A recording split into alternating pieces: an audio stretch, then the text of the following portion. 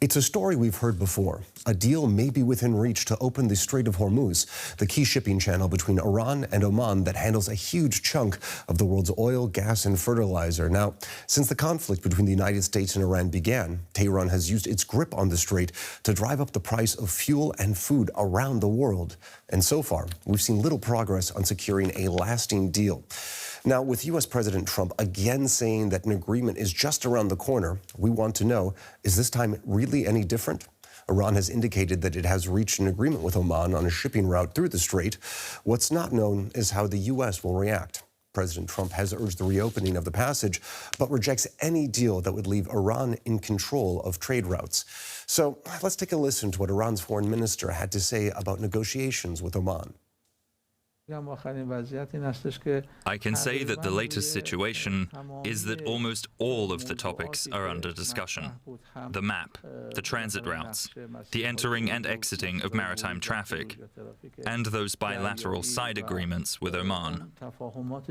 Because it's not just a map. These fundamental agreements with Oman have mostly been completed, meaning we have made significant progress in our discussions with Oman. And this progress is on the verge of being finalized. I'm joined now by Elisabeth Braw, Senior Fellow at the Atlantic Council Center for Strategy and Security in London. Elisabeth, thanks for joining us. Thank you. So we seem to have a deal. What actually are we waiting for now? Well, we have one deal well, we think we have one deal, or one deal is about to be finalized, which is the agreement between Iran and Oman about governance of the Strait of Hormuz. And I think it's important to remember that the Strait of Hormuz before the war was governed by the United Nations Convention on the Law of the Sea, just like other straits in the world. And UNCLOS stipulates that every ship gets to transit every strait, just like it gets to transit every ocean, without any impediments. And the war in Iran clearly changed that. And so what we are hoping Iran and Oman are about to present soon is an agreement that would allow shipping to resume at some sort of normal levels. What we don't know is what requirements Iran and Oman are going to put, if any, on the ships transiting through. But it's not going to be as easy to get through as it was under UNCLOS before the war. So if I understand you correctly, we may have a deal, but we don't know who exactly will control the strait or where exactly that leaves the question of tolls, correct? That is correct. So what we know so far is that Iran and Oman are negotiating an arrangement that would see one shipping lane on the Iranian side, one on the Omani side. One would handle inbound traffic into the Persian Gulf, one would handle outbound traffic. So far, so good. And then at some point, the central shipping lane, which used to be the one that all the ships used before the war, may return to operations. The problem with that lane is that it may be mined. In fact, Iran says it is mined, so those mines would have to be removed by somebody.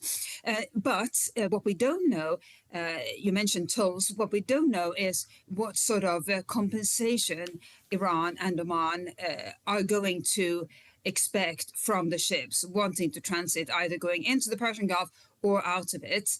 Under UNCLOS, you sail free of charge. You don't pay any coastal state any fee for the right to transit through their waters. But in this case, Iran and Oman clearly have the opportunity to charge a bit of money because the world needs the Strait of Hormuz to reopen again. They may not call it tolls, but they may still ask for some money. In fact, news just came in that Iran has floated the idea of a 5 to 7% fee on ships measured in the value of their cargo. So this is it seems like good news that the Strait of Hormuz may be about to reopen, but compared to again the world before the 28th of February, it is not as good as it was then.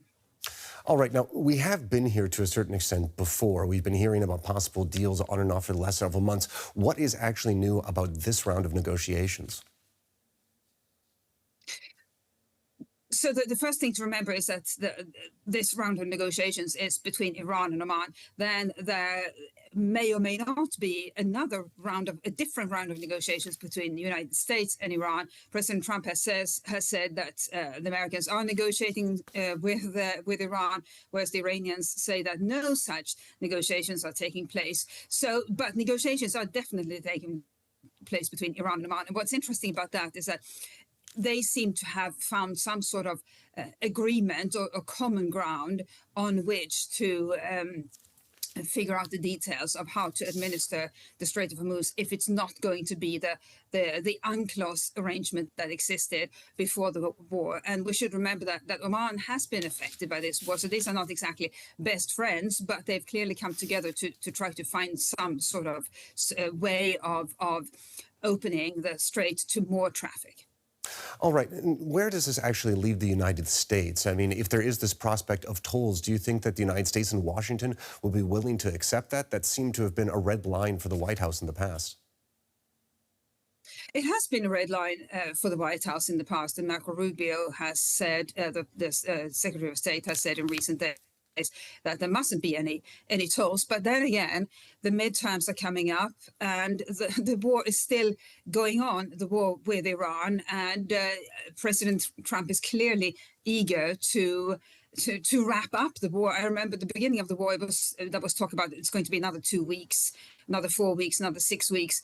Well, now we are into several months of war, and President Trump is very eager to wrap this up. So I think one likely outcome is that Iran and Oman will agree on transit through the Strait of Hormuz, charge some sort of fees, call them something like administration fees, facilitation fees, even environmental fees, something like that. They won't call them tolls. I think that's unlikely. And then the Americans will be able to accept that arrangement. Still, it wouldn't look particularly good for the United States, considering that that would be accepting an outcome that puts the world in a worse situation than it was before the war, and the stated objective of the war, namely the disarmament of Iran and the replacement of the regime, that is obviously a very long way away from having happened. All right. And where does this leave other Gulf states and maybe other international parties who want to use the strait? Do you think they will be able to accept a deal that sees some type of fees being paid on Tehran? Well, they're not going to be pleased, and the Gulf states have already voiced objections to fees of some kind, whatever they are called, in the Strait of Hormuz. But at the end of the day, they especially the Gulf states, are in desperate need of this strait. They have to use it not just to export, but also to import cargo. So I think even though they are very unhappy about ships having to pay fees, and we should remember it's ships that would have to pay the fees, not countries. Even though they are unhappy about such fees, and other countries are unhappy about such fees, they may conclude that it's the best possible outcome out of many bad outcomes. Then it's also important to remember that the paying of the fees puts shipping companies in a very difficult situation, because Iran is still under international sanctions. If you pay the Iranian government, you may violate international sanctions. Well, how is that going to work? So all of that is part of this very complex and detailed conversation that appears to be happening at the moment between Iran and Oman, with interventions from other countries. Now, that kind of leads me directly to my next question. I mean, could this deal just all fall apart? It's a complicated series of negotiations, and we've seen deals to end this conflict fall apart time and time again. Could we be facing a similar situation with the current negotiations?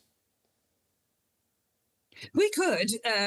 No agreement is complete until it has been signed, and as we know, even agreements that have been signed often or sometimes fall apart. So we live in complete uncertainty at the moment, and nobody more so than ship owners and importers and exporters, because they are the ones who will have to make the decision about whether to go through the Strait of Hormuz or not. That includes, of course, the ships that are still trapped in the Persian Gulf, but also the ships that may want to resume trading with the Gulf states, so go into the Persian Gulf. They are the ones that will have to decide, is this worth the potential fee, but also the risk? And once you go into the Persian Gulf under whatever agreement is signed, if one is signed, once you go into the Persian Gulf, you then have to you have to consider the risk that the agreement may fall apart while your ship is inside the Strait of Hormuz. So these are really the massive dilemmas that ship owners and everybody using ships face at the moment. But still, the prospect of an agreement is better than the prospect of no agreement. Well, sure. The uncertainty has been keeping us all on the hot coals. That was Elisabeth Braw from the Atlantic Council. Thank you very much for sharing your expertise with us. So what do you think? Is the Iran-Oman deal likely to happen? And if it does, will it be a step towards stability in the Persian Gulf? Or could it be a new sign of Iran's assertiveness in the region? Let us know it in the comments. Until next time, I'm Aaron Tilton, Berlin. Thanks for joining us on DW.